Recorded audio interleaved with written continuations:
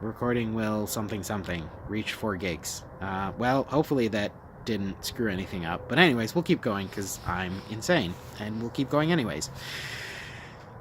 So, telemetry data, yeah. And then, so one possibility that did occur to me when Owen brought up the whole Roswell thing was,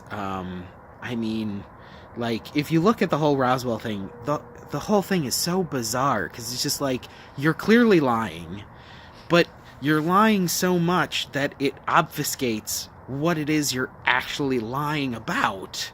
So you actually create this situation where, nobody even really asks about Roswell anymore, because it's such a black hole that you're never going to be able to get to the bottom of it anyways, because there's been so many lies and backtracks and, this, that, and the other, that it's a knot of yarn to try to figure out what the truth actually is. So most people, rather than trying to untangle the knot, are just gonna say fuck it and throw the knot in the garbage. And so if your sole purpose of faking the moon landing was to prove how awesome you are at bamboozling everyone, then it would make sense to do such a shitty job of faking it. So if you're starting from the conclusion that the entire point was to say, look how shitty of a job I can do at faking this thing and people will still buy it, then it would follow that it was faked because they did it badly on purpose. But if the purpose was to fake it well, then I would have to say we actually went to the moon, because all of the evidence I've seen presented that we didn't go shows a level of incompetence that I just don't buy, that anyone who was trying to do a good job of faking it would have done it the way they did it. But if you start from the supposition that they weren't trying to do the best job faking ever, then it would make sense that they would do it the way they did it.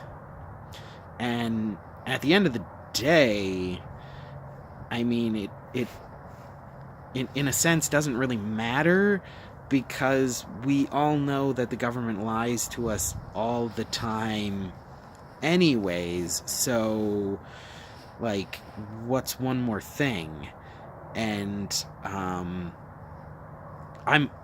less concerned about, did we go to the moon, did we not go to the moon, and more concerned about, if you're going to say we didn't, let's make sure we make a good case, and not say, oh, well, because of this reason and this reason we didn't, when I'm looking at those reasons and I'm just but that's not a good, see, there's all these problems with that reason you just gave. So your conclusion might still be fine, but this reason you gave is crap. I tend to be far more interested in the little sort of nitty-gritty details and care a lot less about the overall big picture stuff. And so I think that's where I tend to get into trouble a lot with things sometimes, because I'll just be well, but it doesn't matter if it's fake or not, because this thing that you just said is well, there's, but, and you've got the Van Allen belt is built like this, and so if you're gonna make the argument that it's fake, let's make the best argument we can. And I don't care about the actual conclusion, as long as all of the bits making up the conclusion are solid. And so, yeah, let's stick with that. And if we're gonna make the claim that we didn't go to the moon, let's do it. Let's make the best claim that we can. And so I'll be here to nitpick all of the nitty gritty, because that's what I do, because I'm a weirdo like that. And Another thing Owen was talking about was how he studied mass communication, but I'm not sure if he actually, how much he's actually studied into actual radiometry, because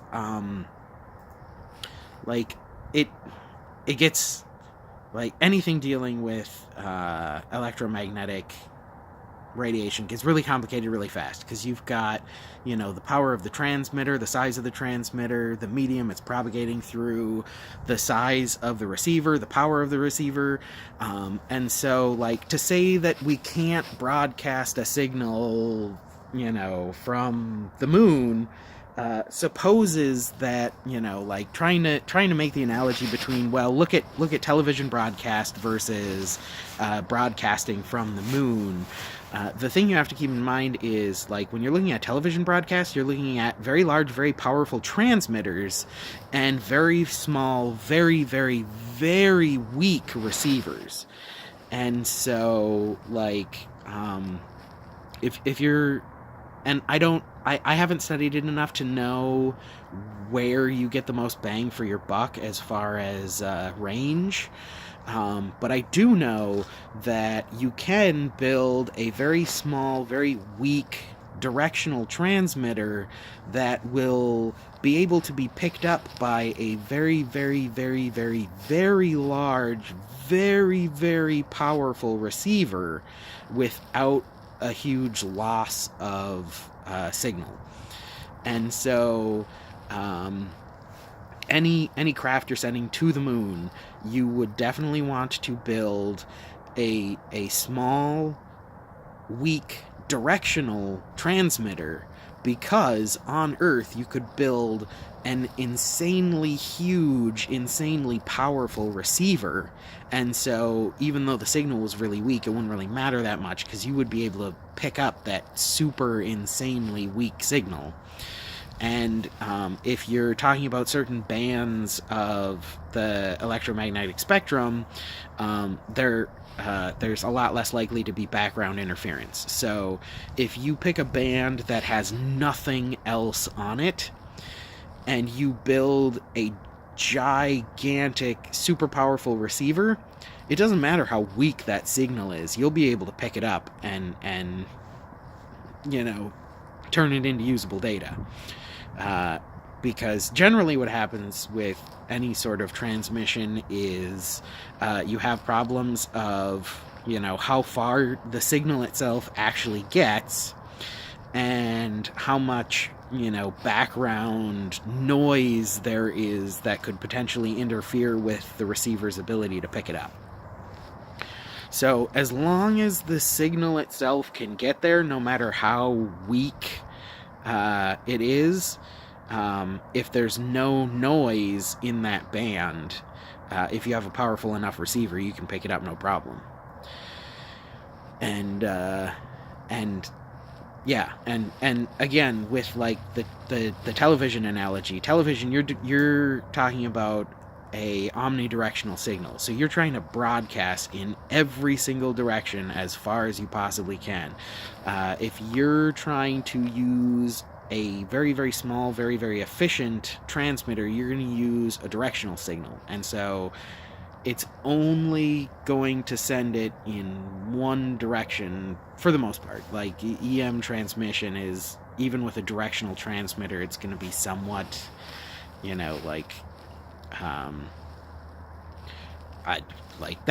would be an endless rabbit hole to go down of exactly how, but basically, like, with a directional transmitter, your goal is to send the overwhelming majority of the signal in a specific direction. And so you can have a fairly weak transmitter as long as you've got a big enough receiver on the other end. And you can actually go in and look at the actual breakdown. If you really want to get into the engineering nitty-gritty, you can look at the breakdown of the various frequencies and data channels and everything that the Apollo missions used. And if you really wanted to, you could mathematically go through and prove that, yes, you could transmit that signal at that distance, with that equipment, yes or no, and have that much data throughput. So that would be something you could, mathematically, you know, figure, prove one way or the other.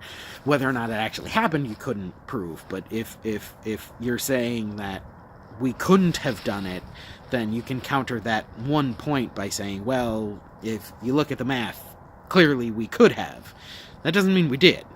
But, like, if you're gonna use a point to say we didn't do something, make sure it's a solid point. And also, for anyone countering that point, realize that simply countering the point doesn't necessarily actually prove anything either, because just saying, oh well, no, actually we could have sent that signal from to when, that doesn't actually prove that we did. So you definitely have to watch out for that, little snafu. But we're at like 50 minutes now, and it's kind of cold out here. I have no idea what the temperature is, but it's like 8:30, and it's probably closer to 9 o'clock now in Minnesota. So it's a wee bit chilly. And I'm in here in nothing but a blanket because I was born in Minnesota, and I'm insane. And that's probably the other reason not to treat anything I say with too much worry one way or the other, because I am literally crazy and not afraid to admit it. And although I do always find it rather humorous when I'm like commenting on, various places on the internet about anything, and people, love to throw around all sorts of different insults, and anytime anyone calls me a soy boy, I just like bust a gut laughing, because I recently moved to a primarily carnivorous diet, so I am consuming no soy, just beef, and I'm still figuring out exactly what I want the diet to be, but it's like my primary food is beef, and then I'm experimenting with various other things, but yeah, no soy. So soy, I'm pretty sure is devil's jizz, so I stay away from that stuff. But so those are just some of my thoughts, and